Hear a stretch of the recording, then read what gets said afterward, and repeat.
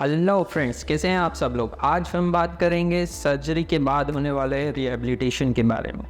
जी हाँ, हम अधिकतर ये सुनने में आता है पेशेंट्स के थ्रू कि हमने अच्छी जगह अच्छे सर्जन से सर्जरी कराई है, पर फिर भी हमारी सर्जरी के बाद 100% रिकवरी नहीं हुई। तो उसके लिए सर्जन और सर्जरी के साथ साथ रिहेबिलिटेशन भी बहुत इम्पोर्टेंट रोल प्ले करता है। रिहेबिलिटेशन में एक्चुअली होता क्या क्या है, इसमें अलग अलग तरीके की स्टेजेस होते हैं। जैसे आप सर्जन से प्रॉपर फॉलोअप लें, वुंड केयर करें, पर्सनल केयर करें, न्यूट्रिशन पर ध्यान दें, न्यूट्रिशियस डाइट कैल्शियम प्रोटीन से भरी हुई लें, और सबसे लास्ट बट सबसे ज़रूरी फिजियोथेरेपी, एक्सरसाइज, फिजिकल एक्सरसाइज पर ध्यान दें। तो अब हम बात करते हैं सर्जरी के बाद रिकवरी फेज़ की। रिकवरी अगर प्रॉपर नहीं हो, हम रिहैब प्रोटोकॉल प्रॉपर नहीं करें तो हम लोगों को बहुत दिक्कत आती है बेसिकली फिजियोथेरेपी में। अब हम समझते हैं फिजिकल थेरेपी होती क्या है। बेसिकली जब भी सर्जरी होती है तो उसके बाद मसल्स, जॉइंट और उसके टिश्यूज़ को वापस से फ्लेक्सिबल बनाना और स्ट्रेंथनिंग गेन करने के लिए फिजिकल थेरेपी इंपॉर्टेंट होती है। वो हमें जल्दी से रिकवर करने के लिए हेल्प करती है। अब जब भी हम सर्जरी करते हैं तो हमारा बॉडी पार्ट कई बार इमोबिलाइज होता है या पैसिव मूवमेंट किया जाता है, जिसके कारण की मसल्स वीक हो जाती हैं।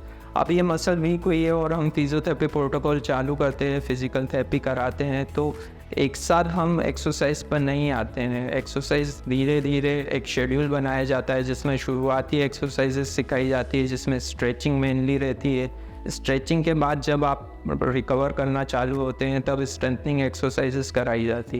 तो इस पर ध्यान देना ज़रूरी है कि अगर हमको बहुत जल्दी से रिकवर होना है, फास्ट रिकवरी चाहते हैं, तो physical therapy important role play कर रही है और हमें वो प्रोटोकॉल फॉलो करना है। अगर हम उसे मिस करते हैं तो हमें जॉइंट की स्टिफनेस, पेन और मोबिलिटी रिलेटेड इश्यूज हो सकते हैं। तो सभी पेशेंट्स को जो उसकी सर्जरी के लिए जा रहे हैं, मेरा उनको सलाह रहेगा कि वो अपने सर्जन्स के थ्रू बनाए गए पर्सनल प्रोटोकॉल्स को फॉलो करें, क्योंकि हर सर्जरी के लिए एक डिफरेंट प्रोटोकॉल होता है। जैसे अगर आपकी बोन बहुत वीक है, आप रिवीजन सर्जरीज में जा रहे हैं, जैसे हिप का रिवीजन सर्जरी हुआ है, तो आपको वेट बेयरिंग प्रॉपर नहीं कराया जा सकता है, उसके लिए रुकना पड़ता है। पर जब आपकी मसल्स स्ट्रॉन्ग होती है, आपकी बोन अच्छी होती है और आपका इम्प्लांट अच्छे से फिक्स होता है, तो हिप रिप्लेसमेंट नॉर्मल जब कराया जाता है तो नेक्स्ट डे से ही वेट बेयरिंग चालू करा सकते हैं। तो ऐसे हर सर्जरी के लिए हर पेशेंट वाइज प्रोटोकॉल डिफरेंट रहता है।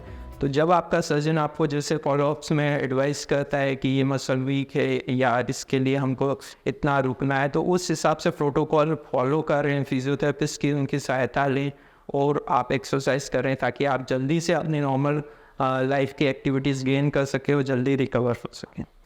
तो stay safe, stay healthy. Thank you.